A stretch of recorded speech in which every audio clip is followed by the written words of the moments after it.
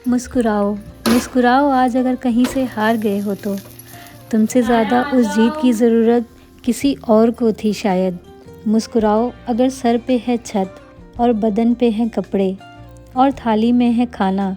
कोई पूछे अगर कि ज़िंदगी से क्या है सीखा तुमने, तो मुस्कुराओ और कहो कि ज़िंदगी से हमने मुस्कुराना ही है सीखा। Hello everyone, welcome back. एक खूबसूरत दिन की शुरुआत एक खूबसूरत सी शायरी के साथ मैंने आज किया है। कहीं पर पढ़ा था और कुछ लाइंस मुझे बहुत पसंद आईं, तो सोचा आप लोग के साथ भी शेयर करूं।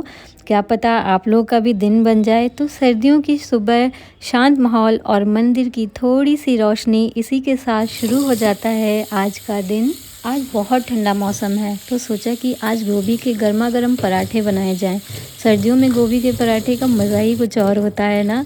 और स्पेशली जब आपके घर वालों को आपके हाथ के पराठे बहुत पसंद हो तो यहाँ मैंने गोभी को अच्छे से गर्म पानी से धुल लिया है। उसके बाद अब मैं उसे ग्राइंड कर रही हूँ।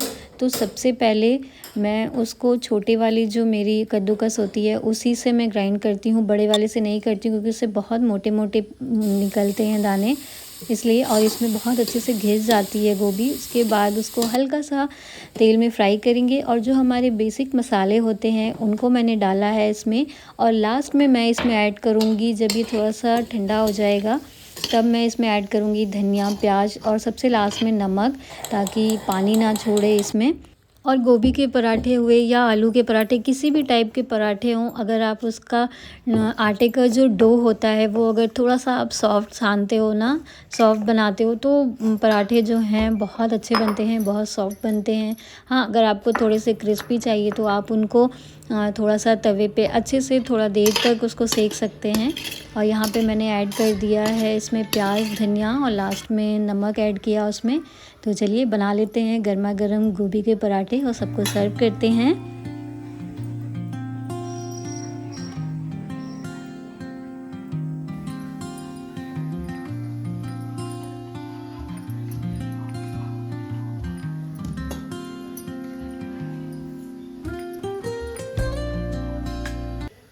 और यहाँ मेरे पहले पराठे के साथ ही थोड़ा सा मिस हो गया था, फट गया था बीच में से पराठा।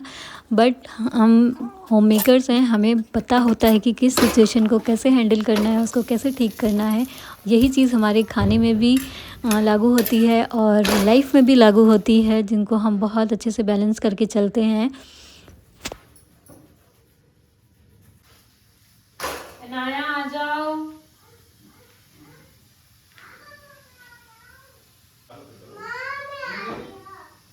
हाँ बेटा, बैठी है मेरे पापा के साथ। तो सबको ब्रेकफ़ास्ट कराने के बाद फिर मैं बैठ गई थी अपना ब्रेकफ़ास्ट लेके, और अनाया को भी मैंने साथ में ही ब्रेकफ़ास्ट कराया, क्योंकि वो मेरे हाथ से ही खाती है अभी, तो मुझे ही उसको खिलाना पड़ता है।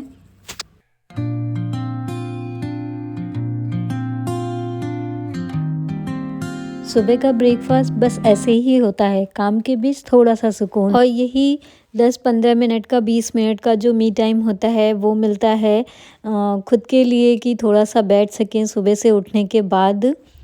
तो ब्रेकफास्ट करने के बाद मैं ऊपर आ गई थी। और सर्दियों में कपड़ों को धूप मिल जाए तो कपड़े सुखाना मुश्किल नहीं, पर वही अगर 1-2 दिन भी धूप नहीं होती है तो कपड़े 2-3 दिन तक सूखते नहीं हैं, वैसे ही रहते हैं।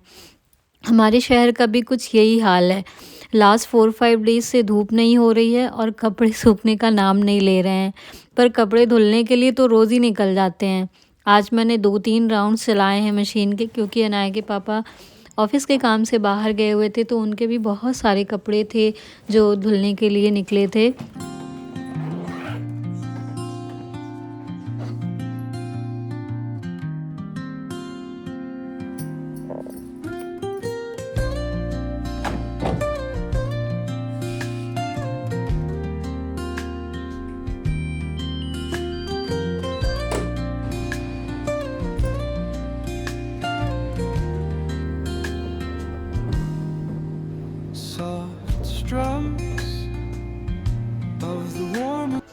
अनाया को इस तरीके से चुपचाप अपने टॉयज़ के साथ खेलते हुए देखना ना मुझे बहुत पसंद है। मेरे लिए तो दिन का सबसे सुकून भरा पल यही होता है। आप क्या कर रहे हो अनाया? हम सबके बहुत से सपने होते हैं, बहुत सी इच्छाएं होती हैं, पर जो हम चाहें वो हमेशा हमें मिल जाए ये भी तो ज़रूरी नहीं होता है ना। कभी कभी ऊपर वाला हमें कुछ ऐसी चीज़ें इसलिए नहीं देता है क्योंकि शायद वो हमें उससे भी बेहतर कुछ देना चाहता हो, या फिर हमें उसके लिए तैयार कर रहा हो। हम अपने बड़ों से भी हमेशा ये चीज़ें सुनते आए हैं। पहले समझ में नहीं आती थी, पर जैसे जैसे लाइफ आगे बढ़ रही है, मैच्योर होते चले जा रहे हैं, वैसे वैसे इन बातों का मतलब, इनकी जो गहराई है वो समझ में आती चली जा रही है।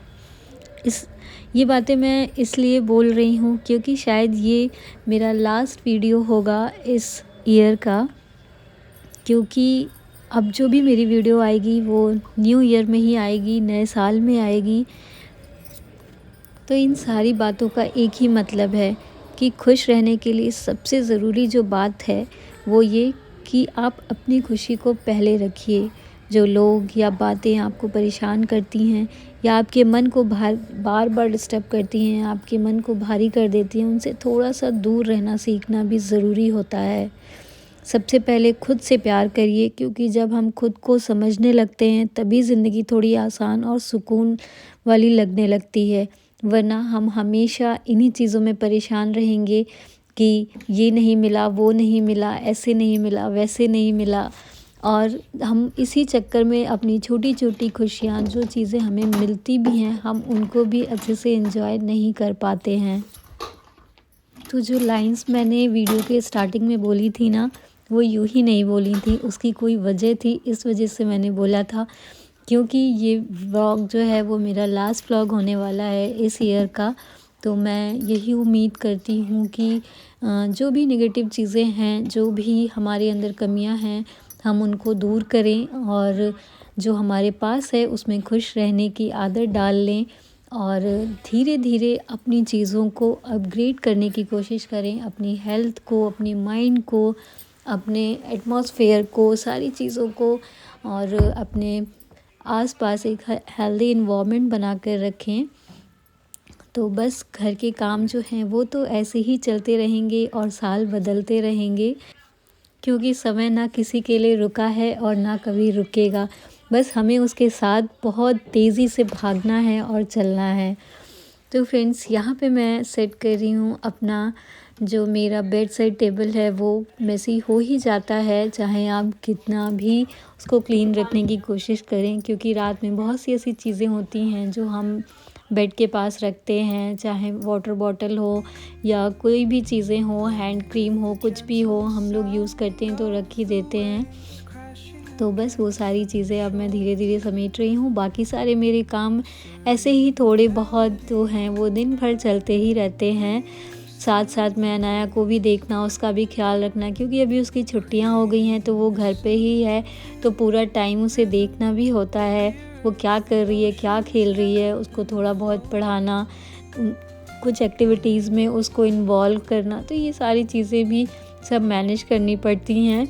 और इसी तरह दिन जो है पूरा निकल जाता है ऐसे ही। तो फ्रेंड्स, ये था आज का वीडियो और आई होप आपको वीडियो पसंद आई होगी। तो मिलते हैं फिर नए साल में। Bye bye.